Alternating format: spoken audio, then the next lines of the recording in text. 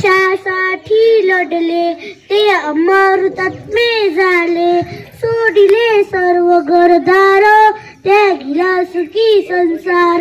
नमस्कार, मी आरी रजित मच्छी इयत्ता चौथी.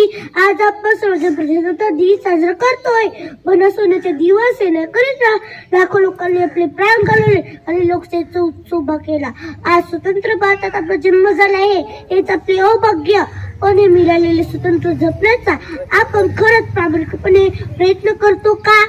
कारण आज पहिले तर सगळीकडे पैशासाठी हत्या, मारामारी, भ्रष्टाचार, गरिबी, रोजगारी, स्वतःचा महापूर आला आहे.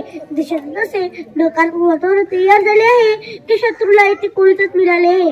आपल्यावर तर देशात अस्मितेला धोका लागला नाही असे प्रत्येकाला ठरले पाहिजेत. शिक्षण घेऊन एक जबाबदार नागरिक तयार झाले पाहिजेत व सर्वांना समानतेची वागणूक मिळाली पाहिजे.